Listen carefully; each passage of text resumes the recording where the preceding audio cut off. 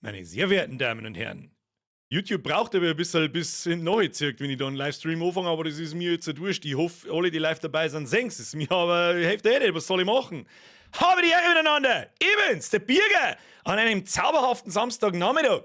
Zu einer, ist der zweite oder der dritte? Weiß ich nicht. Birger besenft. Das ist unser umschriebenes Wort für Reaction, Streams und Videos und so weiter und so fort. Erstmal ein wunderschönes Hallo an alle zusammen. Da ich im Chat schon wieder lese, so, manche kapieren überhaupt nicht, was überhaupt los ist. Das ist ein Livestream. Schöne Grüße an alle, die live dabei sind. Schöne Grüße, die sich das als, wie soll ich sagen, als Video, als VOD danach anschauen. Wir haben letztes Mal darüber gesprochen, wenn sich eine Möglichkeit ergibt, dass wir uns Dinge anschauen wie Game-Trailer, Film-Trailer, Themen etc., dann werden wir uns die anschauen und ich werde meinen Senf dazu geben. Und darum nennen wir das Ganze Birger besenft. So, warum haben wir uns heute getroffen? Manche schreiben im Chat eine, ich bin mit der Last of Us fertig. Ja, eher nicht, wenn ein riesengroßes Indiana Jones Battle im Thumbnail ist und im Titel ist. All of a sudden hat gestern Bethesda einen Game-Trailer released von einem neuen Indiana Jones-Spiel namens The Great Circle, was leider ein bisschen tollpatschig ins Deutsche übersetzt der große Kreis heißt. Und ich mich schon seit 2 Stunden frage so, hätte man das nicht irgendwie besser übersetzen können? Keine Ahnung, ich weiß es nicht. So, wir pümmeln mal gar nicht lange umeinander, das läuft wie jedes Mal gleich. Ich hoffe, mir ist niemand böse. Diese Reaction-Geschichte, die ist alles Neuland für uns. Da haben wir keine Ahnung davon. Wir schauen uns jetzt den Trailer an. Ja, in einem Zug, was der Song dazu. Dann werden wir uns erste Gedanken ausdenken. Dann werden wir mir den Trailer in Einzelteile zerlegen, was irgendwie wichtig ist und was wir ausschauen können, ob das was werden kann oder nicht. Und dann werden wir uns darüber unterhalten und dann schleiche ich mich schon wieder davon auch. So, jetzt pimmel nicht lange umeinander, du alter grauer Fettsack. Drück einfach auf Play, meine sehr verehrten Damen und Herren. Es geht natürlich um Indiana Jones. Das Allerwichtigste ist, der Mann sollte jedem ein Begriff sein und jedes Kind der 80er und 90er soll ja da eigentlich Bock drauf haben. Aber Vorsicht, lasst euch nicht hypen. Ich habe nach dem Trailer was ganz furchtbar schnell den Wind aus den Segeln nehmen könnte. Los geht's! Ich sag Ihnen, was Sie übersehen. Dr. Jones. Während Sie Ihr sinnloses Spiel spielten, Deutsche Synchro ist auf alle Fälle schon mal okay beim ersten. Böser Nazi-Dude. Oh. Sie fragen sich, Man erkennt ihn schon ob an Sie die sich Lippen. ein Das ist einfach bedeutungsvolles krass. Leben hätten aufbauen sollen, statt hier zu landen Man erkennt ihn halt sogar von hinten. und Du erkennst einen vergessen jungen Harrison Ford im einfach schon von hinten. Afrikas. Und alle. Ja, man erkennt. Das ist schon mal das Allerwichtigste, dass die Hauptperson ein junger Indiana Jones ist. Oh. Da habe ich auch schon die ersten Kritikpunkte, wenn ich käme nachher dazu. Ich bin gespannt auf Seite. Geschichte. 2 Wege, die Vergangenheit zu deuten. Ist das ein Indiana Jones, der deutsche Stimme? Schade. Tausende Jahre der Überzeugungen und des Glaubens. Okay. Verstreut und Schaut begraben. abgefuckt aus. Erinnert mich sofort ein bisschen an Skyrim, keine Ahnung warum. Warten auf. Es gibt Rätsel. Die Ihren Silhouette von Finger. hinten natürlich unverkennbar. Es gibt alte Du Tempel. kannst vor deinen Problemen Marcus! nicht weglaufen, Indianer. Peitsche, mag ich sehen. Wart's ab. Wieso hat er da keinen Narben nicht am Kinn? Wieso hat er da jetzt keinen Narben am Kinn gehabt? Ja, man kann Hacki werfen, man kann umeinander peitschen, schaut gut aus. In ihrer Geschichte Tempel umeinander rein. errichtete die Menschheit viele Orte mit spiritueller Oh, Bedeutung. harte Last Crusade Vibes. Wenn sie Schaut eine auch gut Linie aus. durch diese uralten Orte in aller Welt ziehen, Bis zu Ägypten. ergibt es einen perfekten Kreis. Aber sei stimmt. Sei stimmt gefällt mir nicht, muss ich ganz ehrlich sagen. Okay. Ich hatte schon öfter mit diesen Nicht Typen zu Transition. tun. Glauben Sie mir. Nazis schießen offensichtlich so gut wie Kein Stormtrooper. Zuckerschlecken. Gut. Geht aber ist ein Sehen wir bisschen mal, ob Sie schnell. mithalten. Trailer dauert Was soll übrigens das 3 heißen, ob Minuten. ich mithalte?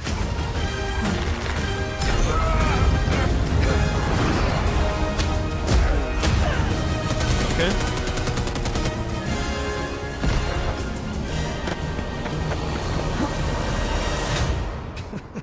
Maßlos übertriebene 80er-Action. Gefallenen Engel, Haben wir auch dabei? Beschützer des Circulus Magnus, des großen Kreises. Ah, die Muse, ich hab Gänsehaut von die Schulter bis zu den Kniescheiben. Haben Sie eine Ahnung, wie alt die war? Was ist mit seiner Hint? Okay, okay, es kommt dieses Jahr schon. Okay. Okay, die 3 Minuten haben erstaunlich schnell vergangen. Okay. Spiele bereits ab dem Tag der Veröffentlichung. Haben sie einfach ein V vergessen. Warum nicht? Passiert, die Besten, hilft denen. Und ab Tag 1 im Game Pass. Okay, die 3 Minuten haben jetzt schnell vergangen, muss ich ganz ehrlich sagen. Release-Datum 2024. Auch interessant, das kommt dieses Jahr schon.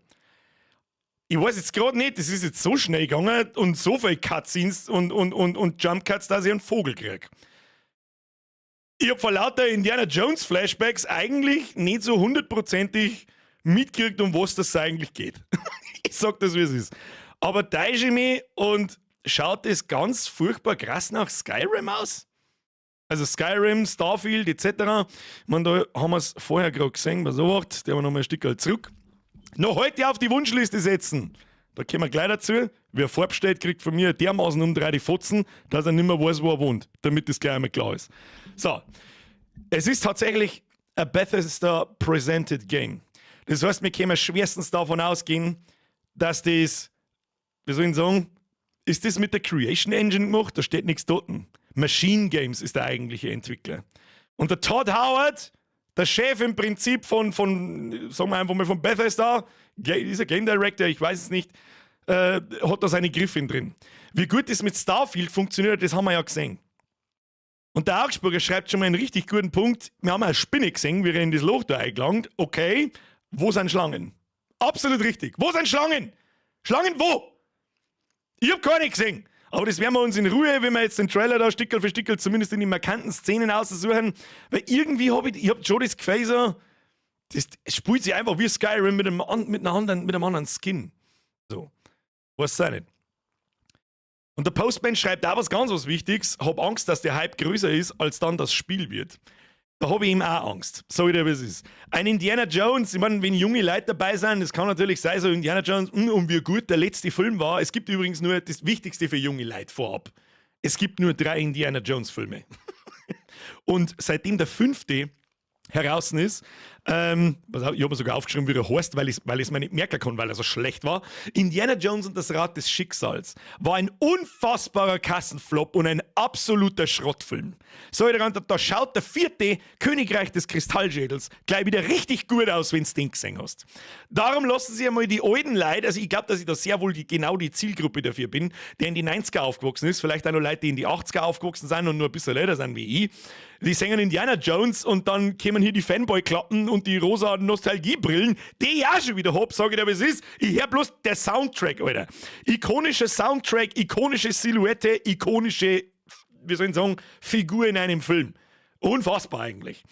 Darum schauen wir uns jetzt den Trailer einmal Stickerl für Stickerl an, würde ich sagen, und slängen wir das Ganze ein bisschen.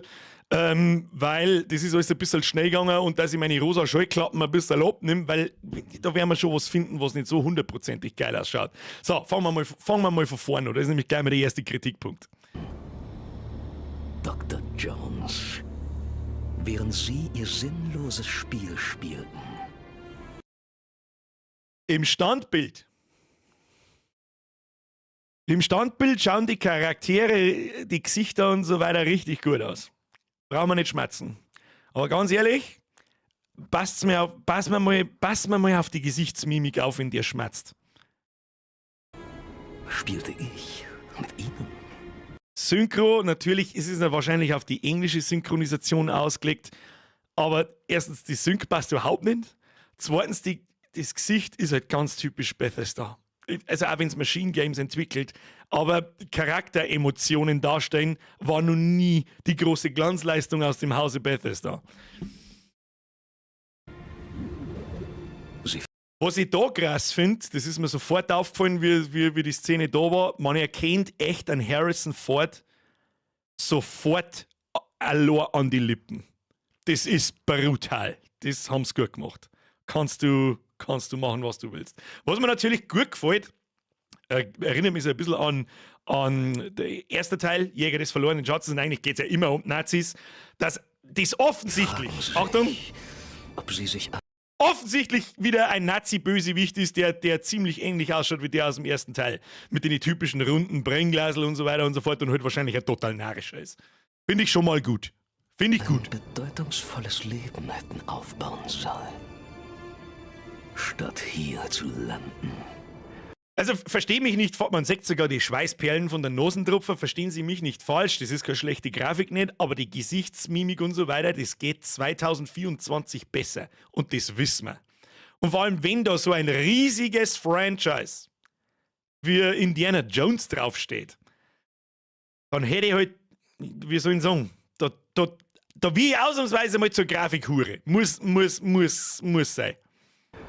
Tod und vergessen im Sande Afrikas. Und da erkennt man es schon sehr, die haben es schon sehr genau getroffen. Ein junger, richtig gut aussehender Harrison Ford, da geht überhaupt nichts drüber.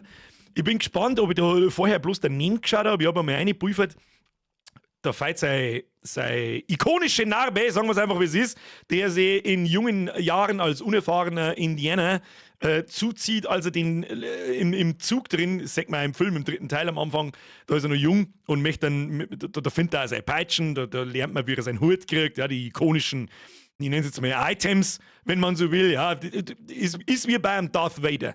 Du siehst nur seine Silhouette und du weißt, wer der Charakter ist. Finde ich gut, schaut richtig gut aus. Und ich bin gespannt, ob nachher die Dings dort ist oder ob ich mich verschaut habe oder ob sie einen Fehler gemacht haben. Kann natürlich auch sein. Aber so schaut richtig gut aus. Kannst sagen, was du magst.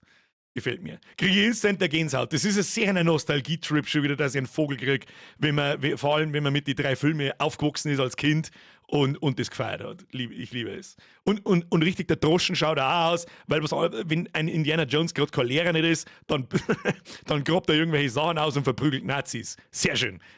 I like. Und erst mit den Händen halt austeilt. Genau so stelle ich mir das vor. Schnappiger Indiana. So, Machine Games, das ist offensichtlich das Logo. Jetzt hören wir mal kurz die Lucasfilm Games. Wunderbar. Übrigens, das letzte Indiana Jones Game, das brauchbar war, das rausgekommen ist. Ich weiß, es gibt so einen Tomb Raider Verschnitt, der ist so 15, 17 Jahre alt, den habe ich nie wirklich gespielt. Aber die einzig wahren Indiana Jones Games bis dahin waren von Lucasfilm. Point-and-Click-Adventures wie zum Beispiel The Fate of Atlantis und so Geschichten. Das kann man mal für eine Retro-Reise reinhauen. Und das meine ich mit der ganz ikonischen Silhouette. Du siehst, wenn es jetzt ganz schwarz war, du siehst ihn von hinten oder einfach, das ist wurscht in der Silhouette, weißt nicht, ob von vorne oder von hinten und du weißt sofort, dass er ist.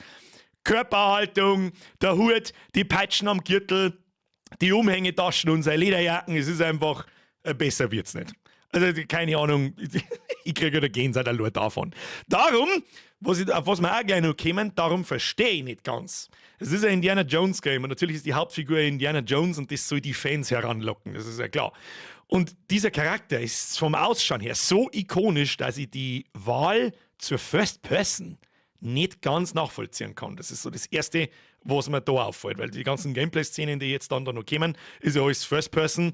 Ich hoffe, dass man da wie in Skyrim, Fallout, Starfield und so weiter vielleicht umschalten kann zwischen First Person und Third Person, weil wenn ich schon einen Indiana Jones spiele, dann möchte ich ihn auch singen. So. Weiß ich nicht, wie ich sagen soll. Gehen wir weiter. Da haben wir den ersten großen Dings da so mit, wenn der Executive Producer der Todd Howard ist. Wie gesagt, Chef von Bethesda ist auch ganz schwer verantwortlich für eben Skyrim, Fallout, Starfield in jüngster Zeit, das war letztes Jahr im November und wie gut das war, haben wir alle gesehen. Muss man meinen. Mythen. Geschichte. Und das ist ein Indie, seine deutsche Stimme. Das ist extremst schade, auch wenn es keine schlechte deutsche Synchronstimme ist, so wie sie sich anhört. Aber es ist halt einfach genauso fucking ikonisch, ein Indiana Jones sei, wie soll ich sagen, ein Harrison Ford seine deutsche Synchronstimme. Ich weiß jetzt nicht, wer da der Synchronsprecher ist, aber jeder kennt's. Also jeder kennt es ist extrem schade. Und ob sie im Englischen einen Harrison Ford selber haben, das bezweifle ich auch ganz schwer, weil wer den Mann bezahlen kann, aber dann bloß so Gesichtsmimiken hinkriegt, da glaube ich, fällt es dann an den finanziellen Mitteln. Spaß beiseite. Wir haben offensichtlich... 2 Wege, die Vergangenheit zu deuten. Da ist der Bösewicht oder ein anderer Bösewicht. Den Schauspieler kennt man auch. Diesen Schauspieler kennt man auch. Ich weiß gerade einen Film nicht. Was? Boogeyman? Oder irgend sowas? Oder irgendwas mit Bienen? Warum habe ich da mit irgendwas mit Bienen im Kopf? Auf alle Fälle später in irgendeinem Slasher-Film, glaube ich, mit. Und also ist es, glaube ich, ziemlich deutlich am Feeling erkennbar, dass das ein böser Charakter ist. Den Synchron... Oh, wir haben eine wichtige Information im Chat. Schaut her, der Dr. Flipflop. Gut, dass wir das doch live machen. Der Synchronsprecher, den gibt es nicht mehr. Daher eine andere Stimme. Der ist 78 und in Rente. Das hat er sich aber auch dann, wie soll ich sagen, sehr wohl verdient. Ich glaube, der erste, der hat ja einen Han Solo gesprochen im ersten Star Wars-Film. Der ist von 1979, glaube ich. Das ist eine Zeit her. Ich glaube, der Mann, der hat seinen Soll erfüllt und hat allen sehr viel Spaß bereitet. Grandioser deutscher Synchronsprecher beim Harrison Ford. Da gibt es nichts auszusetzen, glaube ich. Candyman! Absolut richtig. Absolut. Ich weiß jetzt nicht, wie ich auf Boogeyman käme, aber Boogeyman und Candyman, nee, so nah beieinander, das passt schon. Das ist der Schauspieler aus Candyman. Absolut richtig. Und nicht, wie der Herr Krascher schreibt, der Vin Diesel ist es nicht. Für das war er da ein paar mit, da war der Vin Diesel ein paar mit Zwingen im Solarium. Das ist ja egal. Tausende Jahre der Überzeugungen. Das da, wenn ich das sehe, habe ich sofort auf der Stelle Skyrim Dungeon Vibes. Sofort auf der Stelle. Fühlt sich sofort gleich an. Der mal weiter. Man sieht ein bisschen ein Movement und so weiter. Und wie sich der in der First Person dann hinhält, wenn er die Fackel hält, wenn er zuhaut, wenn er die Peitschen benutzt und so. Und da habe ich ein bisschen das Gefühl, das schaut ein bisschen clunky und nicht aus. Aber schauen wir mal. Und des Glaubens. Das schaut gut aus. Ja, das ist auch Last Crusade, wenn sie in der Bibliothek dann das Loch reinhauen. Unbezahlbar, wenn dann der alte Mo da sitzt mit dem Stempel. Es sind einfach subtile, kleine humoristische Einlagen, die sie in mein Hirn brennt haben als Kind, wenn er in der Bibliothek ist und dort mit dem Aufsperrungspfosten haut er auf die Mix umeinander, das suchen und bei jedem Mal draufhauen, macht der alte Mo vorne in der Bibliothek sein Stempel da so rein und kapiert nicht, warum es so laut ist und so. Da muss man, wer die Filme nicht gesehen hat, absolute Bildungslücke, weg mit dir, weg. Und dann gehen sie halt dann oben und dann ist alles voller Ratzen und so weiter und dann finden sie die Gräber und das hat einfach so einen typischen Spielberg, George Lucas Flair in den Filmen, das nie wieder erreicht worden ist. Weder im Kristallschädel noch in... ich habe schon wieder vergessen, wie der 5. Film heißt. Der existiert nicht, das ist eine Frechheit gewesen. Beut und begraben. Wichtiger Hinweis, offensichtlich muss man Rätsel lösen in so Dungeons und so weiter. Was ich noch nicht aussehe, ist es Open World, ist es ein lineares Storyspiel, ist keine Ahnung.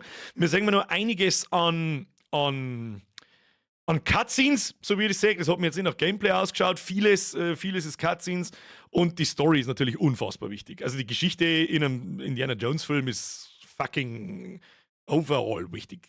Das ist sehr klar. Da brauchen wir auch nicht diskutieren drüber, glaube ich. Auf ihren Finder. Verzeihung. Ja, Umgebungsgrafik, das schaut mir jetzt so wie ein Cutscene, also das ist kein Gameplay-Scene nicht. Die Umgebungsgrafik schaut tipptopp aus, da gibt es gar nichts. Lightning schaut gut aus. Er schaut gut aus, da gibt es überhaupt nichts, ganz ehrlich. Und genau so stelle ich mir das Feeling auch vor, wenn ich in irgendeinen Inka-Tempel Step oder sonst irgendwas. Das ist genau, was ich eigentlich sehen will. Und ich bin gespannt, wie viele verschiedene Schauplätze das gibt. Das schaut jetzt recht nach jetzt mal, ja, so Inka-Tempel, Inka-Maya-Zeug wie Südamerika etc. Und vorher haben wir noch so Sphinxen gesehen. Da kommen wir dann noch dazu. Also so sandige Umgebung, was weiß ich, Ägypten, Afrika, keine Ahnung was. Du kannst vor deinen Und das ist unfassbar wichtig. Ganz furchtbar wichtiger Charakter, das ist der Marcus. Der ist, ich glaube, nicht in jedem Film dabei, aber fast in einem jeden. Das ist ein guter Freund von seinem Vater, den man dann im 3. Teil sieht. Übrigens gespielt vom Sir Sean Connery in meinen Augen seiner besten Rolle. Schade, dass wir den noch einmal zu Gesicht gekriegt haben und in den neuen Filmen nicht nochmal. Das hätte es vielleicht noch ein bisschen rausgerissen, aber ja gut, ein Sean Connery ist auch nicht, dass jetzt ein Scheiß blabert. Ein Sean Connery schon gestorben. Nicht, dass jetzt ein Scheiß labert. Ganz ehrlich, der ist auch schon sehr alt. Also der hat schon James Bond gespielt, da war ich nur in Abrahams Wurstkessel und die meisten von euch auch, wenn nicht sogar alle. Marcus Brody schreibt der Purex. Absolut, Herz als Spam, ab in den Chat. Wichtiger Charakter. Schön die Charaktere, also zumindest bis jetzt einen, aus die Filme zum Singen. Und auch als Originalschauspieler und so weiter. Achtung, kann ich mich an seine Synchronstimme erinnern? Weiß ich nicht, muss ich hören? Achtung. Problem nicht weglaufen, Indianer. Kann ich nicht sagen. Wart's ab. Ich hab mich nicht täuscht. Es ist irgendwas. Die Narbe am Kinn ist da, aber irgendwie nicht. Weiß ich nicht, was. Weiß ich jetzt nicht. Weiß ich nicht, was ich da dazu sagen soll. Na? Da schaut er mal ein bisschen zu jung aus. Und das ist so krass, was so kleine Details ausmachen. Ich sag dir, sie ist schon tot. Wenn man ganz genau hinschaut, sieht man die Narben schon. Aber irgendwie nicht gescheit. Und es ist so krass, was das ausmacht, wie wichtig, dass diese scheiß kleine Narbe an seinem Kinn ist fürs Gesicht, um am Indiana Jones ein Gesicht zu geben. So unfassbar. Das sind. Oh. Warum ist der. Ohne Schmarrn, in so Trailer, warum haben die Szenen bloß 1,5 Sekunden zum Singen? Da kann man nicht mehr anständig auf Pause drücken, ihr Klappspaten. Das schaut jetzt schon wieder irgendwie nach Gameplay aus. Aber nicht First Person, sondern Third Person. Also da schließe ich daraus, wenn wir Glück haben, kann man hin und her schalten. Nur First Person war irgendwie. Weiß ich nicht. Jetzt wird's wichtig. Da haben wir offensichtlich eine Mine. Oder irgendwelche Ausgrabungen. Da laufen Nazis umeinander, sehr deutlich zu erkennen an der typischen Helmform eines, darf man das Wort überhaupt sagen, ich weiß es nicht, eines deutschen Lanzers, keine Ahnung. Schauen wir, was passiert. Irgendjemand wirft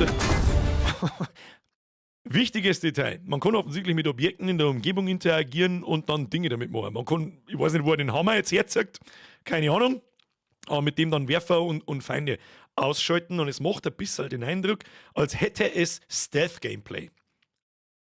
Ich kann es nicht gescheit aussprechen. Stealth-Gameplay. Wichtiges Detail, das ist ja schon mal Epsi. Aber auch Action, so ist es nicht.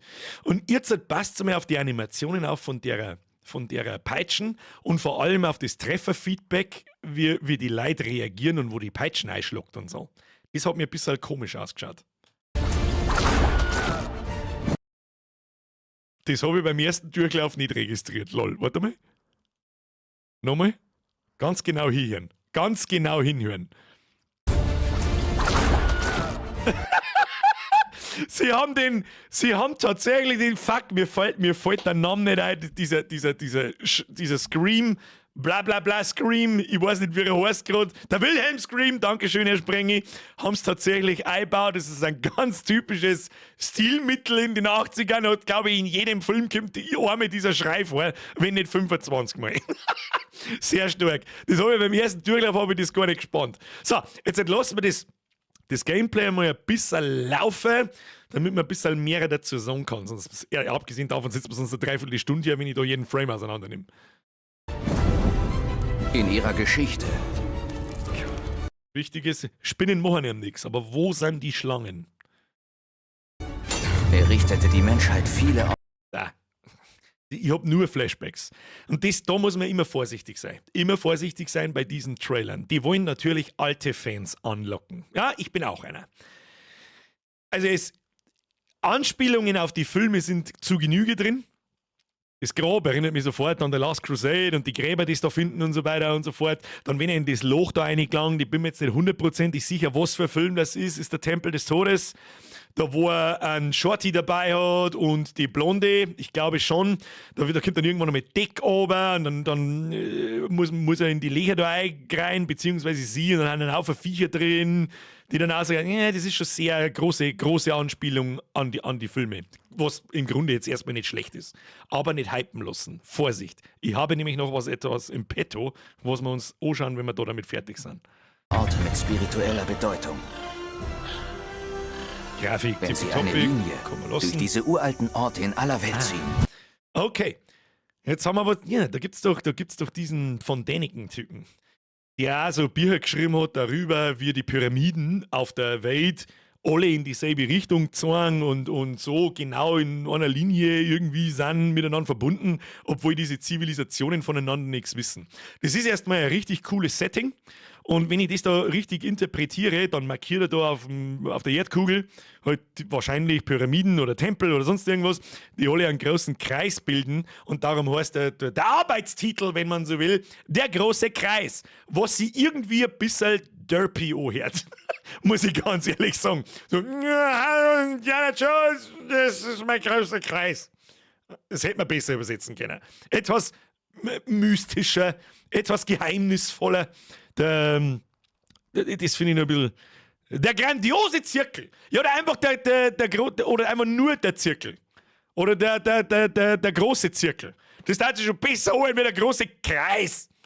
Was für Kreis? Ist der Stammbaum ein Kreis? Ist der Imam ein Kreis? Haben wir einen Sitzkreis bei den anonymen Alkoholikern? Weiß ich nicht. Und was da noch ganz wichtig war, Achtung, blub, wir haben auf alle Fälle verschiedene Schauplätze. Da haben wir jetzt offensichtlich in Ägypten bei den Pyramiden, und ich wüsste nicht, dass irgendwo in Afrika oder in Ägypten so dschungelbewachsene Tempel umeinander stehen. Klärt mich gerne auf in den Kommentaren oder sonst wo. Ich glaube nicht, also gibt es verschiedene Schauplätze, was sehr wichtig wäre, sehr wichtig. Vor allem auch dann in Linie um den Planeten rundum. Es wäre cool, wenn wir da heute einfach verschiedene Schauplätze haben. Darum schließe ich aus, dass eine Open World ist. Die Frage ist, eventuell ist eventuell so. Sprachgenie Birger. Herzlichen Glückwunsch uns allen Beteiligten. Eventuell ist es so, wie in Metro Exodus. Da war es auch so, du hast im Prinzip schon eine Open World, also du kannst tun, was du willst und wann du willst, etc. Ich sehe übrigens einen deutschen Schäferhund, das gibt es mir den Daumen nach oben. Und du hast halt Aufgaben zu erfüllen in dem Gebiet, kannst aber da halt tun, was du willst. Also du bist nicht story-driven von A nach B und hast eventuell ein bisschen Freiheiten für Nebenaufgaben etc. Eventuell kann man leveln, das sagt man glaube ich auch nicht aus dem Trailer, ob es RPG-Elemente hat, dass man dann irgendwie stärker wird oder bestimmte Gegenstände findet, die man dann weiterbringen. Metroidvania-Elemente oder sonst irgendwas. Aber das gefällt mir schon mal gut, dass man an verschiedenen Schauplätzen unterwegs ist. Orte in aller Welt ziehen, ergibt es einen perfekten Kreis. Ja, wichtiges Gameplay-Element, man kann sich schwingen, offensichtlich, was wieder für Stealth spricht. Die Muse, wenn ich jedes Mal her, lauft es mir jetzt mal eiskalt am Bugel ab, ich vor lauter Gänsehaut, das ist einfach, ja. Darum wird das Video wahrscheinlich auch wieder 25 geclaimed und eventuell gestrikt. Falls ja, dann sehen wir uns nächste Woche nicht im Stream, weil dann habe ich halt Pech gehabt. Das ist mir jetzt aber wurscht. Weiter geht's.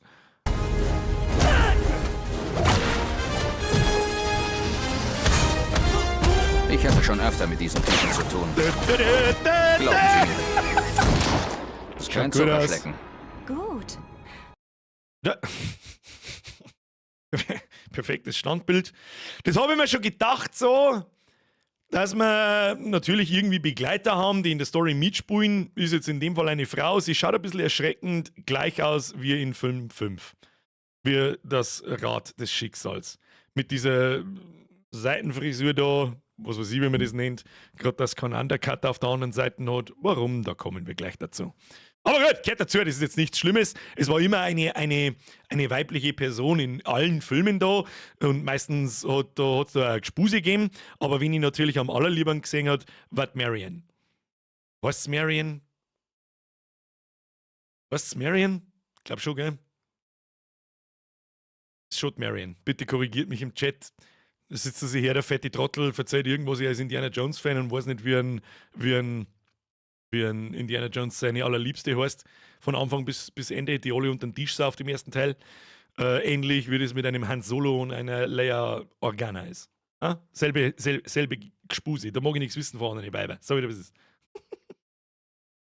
Marion, heißt schon Marion, gell? Ja, haben wir schon richtig. Sehen wir mal, ob sie Die hätte ich mithalten. gern Was soll das heißen, ob Das ich wär cool, mithalte?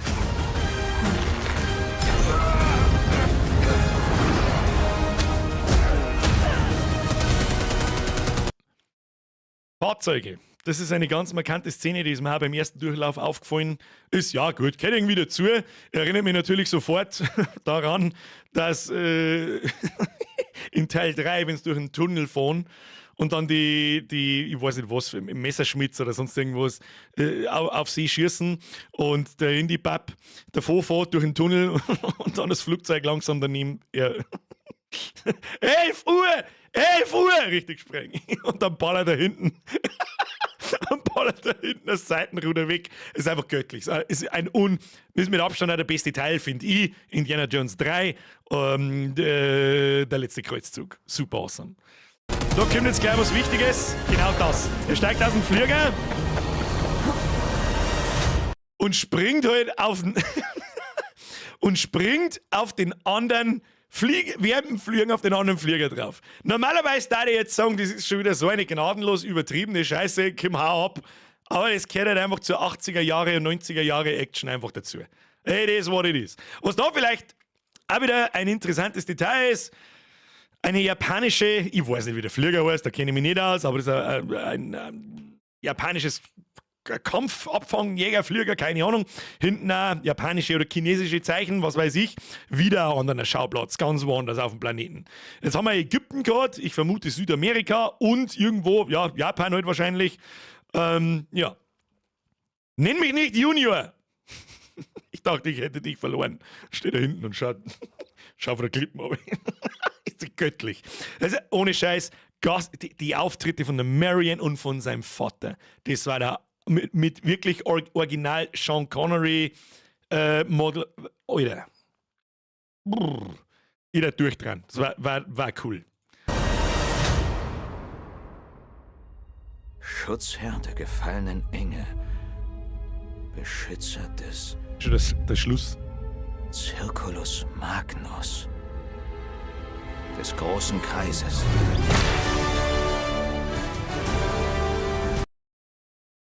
Und da sind wir. Okay. So. Wie ist der erste Eindruck? Ich muss ganz ehrlich sagen, ich sehe nicht so viel aus, wie ich mir gewünscht hätte. Das kann, da sagt man nicht fein, das kann ein absoluter Scheißschrott werden. Kann aber auch super awesome werden. Der Mike Riese schreibt mittelmäßig. Ich bin auch irgendwo dazwischen. Ich habe jetzt nicht so den Eindruck, dass uns da ein ultimativer AAA-Blockbuster erwartet. Grafik ist höchstens in Ordnung.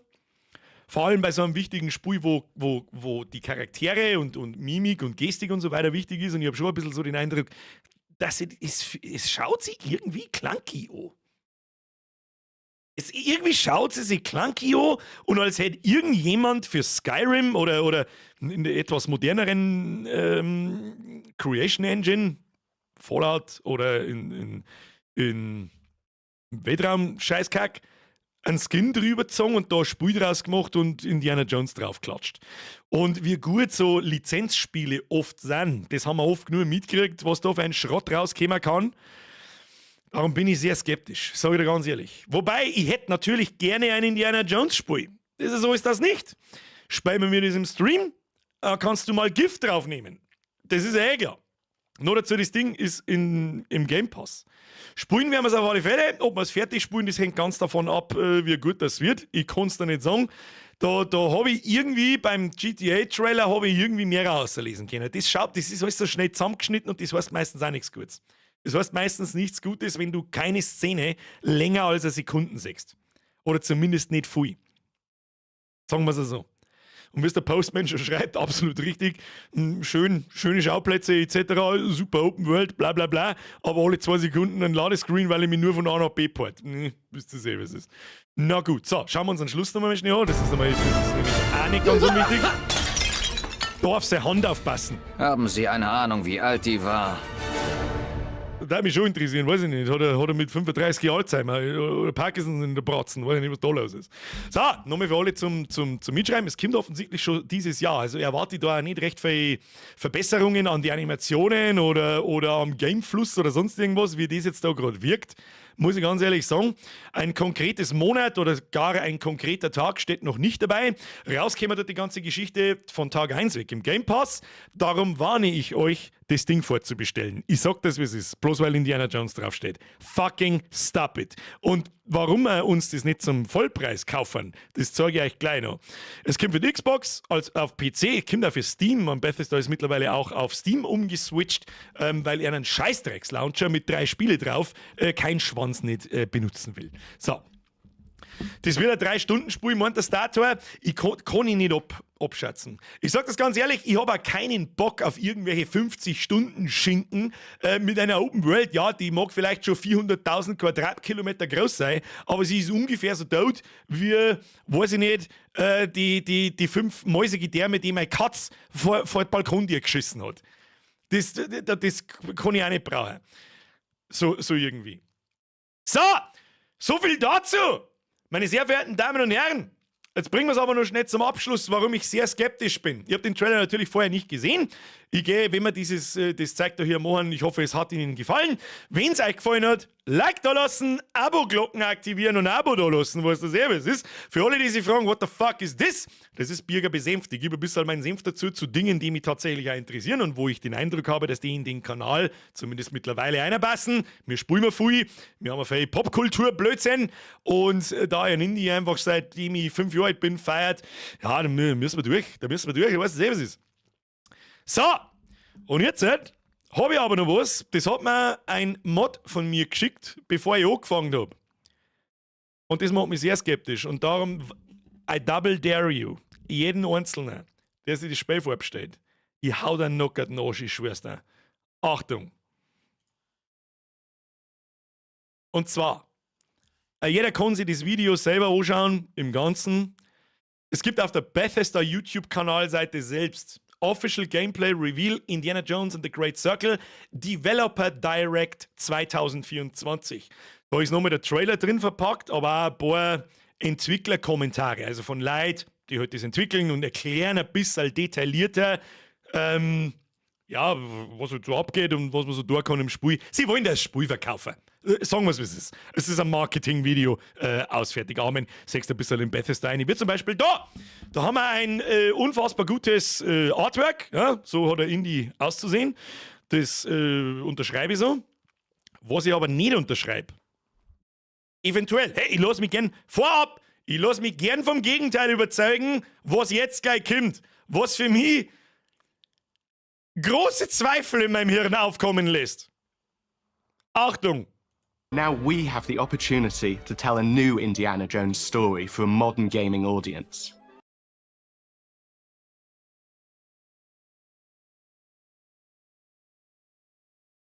Nochmal zum Mitschreiben. Now we have the opportunity to tell a new Indiana Jones story for a modern game.